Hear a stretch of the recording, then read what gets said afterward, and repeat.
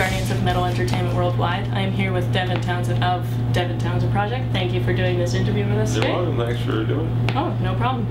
Vancouver to Vancouver. Gotta support each other. We are. Woo! Surrey. Not from Surrey. No. Now, you guys played Seattle yesterday. How was it for you guys? It's cool. I mean, we've been not touring for 6 to 8 months now, I guess. We've had some intermittent shows, but that was the first one after the mix and the production of the 4-show DVDs and the new Epicloud record, and as a result of that we've got tons of new songs and a stage show and visuals and lights and triggers and all sorts of stuff that we've never used before. So the potential for disaster was in the red last night. Oh, really? But it actually worked out okay, you know? Good. I mean, I think all things considered, you just kind of jump in and trial by fire it, and then you kind of just let it happen. Whatever's going to happen happens, right? It was good. Now, in June, you guys released By a Thread? Mm-hmm. Yes, in London, the Live in London DVD. It was such a big, elaborate box set. What made you decide to do more of an elaborate setup compared to the average DVD? Well, I mean, I think I've always been pretty vocal about my viewpoint on downloading or the current state of music and the internet and all that, and I think that a lot of the times the people that support what I do are doing it because they want me to continue more so than that they need to, right? It's very easy to get, you know, someone directed me to a torrent site the other day where it was everything I've ever done.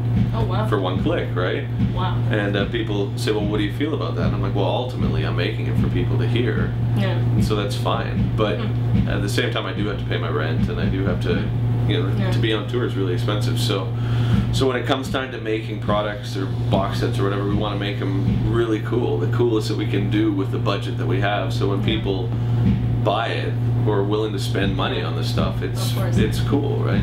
It's always cool to have something that's a little bit above the average, right? Because so many bands release just traditional DVDs. Yeah. So to have here's a re-release of our 1987 record with a new font.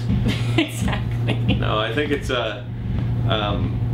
I mean, plus I like projects like that, and the whole crew of folks that I've got with me, everybody has sort of a personal investment in making things interesting, even just to entertain ourselves, right? Yeah. So a lot of it ends up being a bit more than maybe it needs to be, but ultimately it makes us happy, and hopefully it makes people who buy it happy.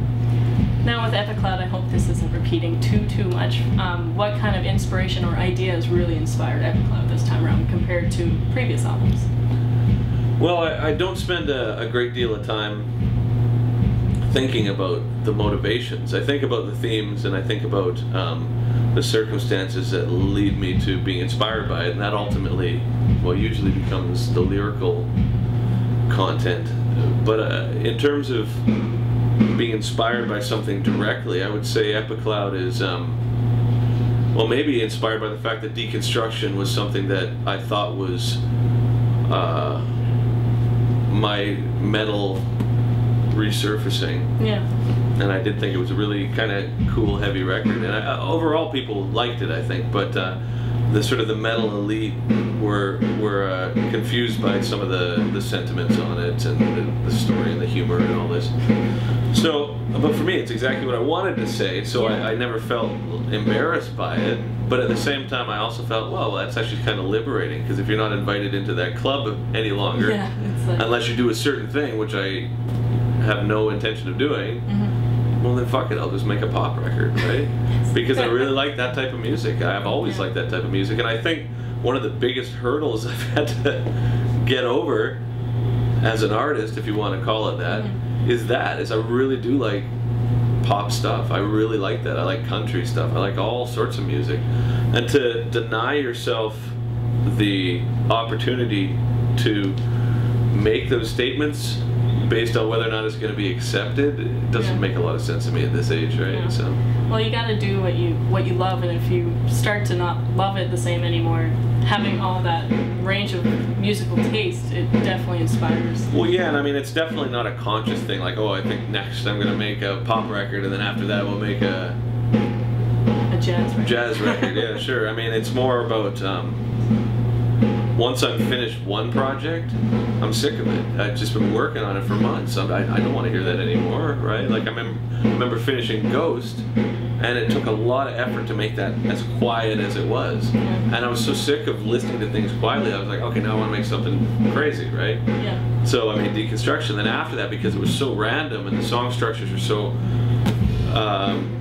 strange compared to your typical sort of verse chorus thing, that as soon as I finished that, I was like, oh, I want to make something that's verse chorus, right? Yeah. So as opposed to it being constantly trying to reinvent it, it's just one thing reacts to the next, right? Now for Epic Cloud, you guys are making, you're actually having a fan contest for the track Lucky Animals. Now, what consciously made you think, you know what, let's have the fans do it this time around compared to a whole production team and everything? Well, okay, a number of things. I mean, first off, I'm not a huge fan of the term fan.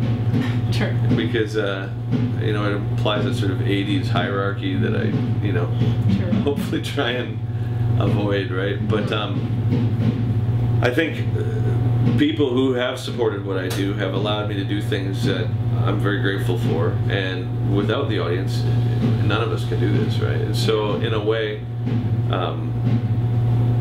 it plays into the theme of the song and all that by having everybody involved in it, and it kind of makes a statement about, at least to me, about how everybody is kind of involved with what we do, right? Yeah.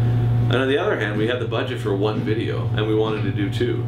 So we figured if we did this one, we could do this one for like cheap, and then do another video where we're only going to do the one, right? And so it seemed like a cool situation. And we're going to do Liberation next. We got a pretty cool idea for that, right? Oh, cool. Management's always kind of leery of my ideas because they're usually got sort of a humorous sort of bent. But, you know, the Char video was supposed to be humorous too, and it just ended up being really creepy, right? So maybe this will be the same.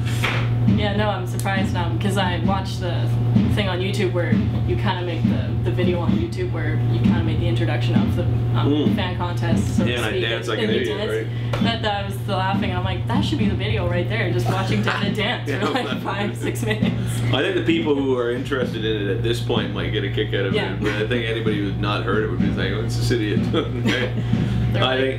Yeah. The nice floral garden, the little rock trail, everything just pulls it all together. Set it up, right? Like going the extra mile. Well, I figure with that, I didn't actually expect that to get as much attention as it did, right? But I mean, I figured, you know, I wanted to kind of lead by example with that. Is like people are gonna have fun with it. I didn't want people to feel like, well, here's a guy that's gonna say, hey, act like an idiot, and we'll put it together. You know, so I was like, okay, well, I'll act like an idiot first, and then kind of get the ball rolling. Get the ball rolling. Right? Well, thank you, Devin, for doing this interview with us today. Before we finish, anything you'd like to send out to the audience? No. Worse shit has happened to better people. Thank you.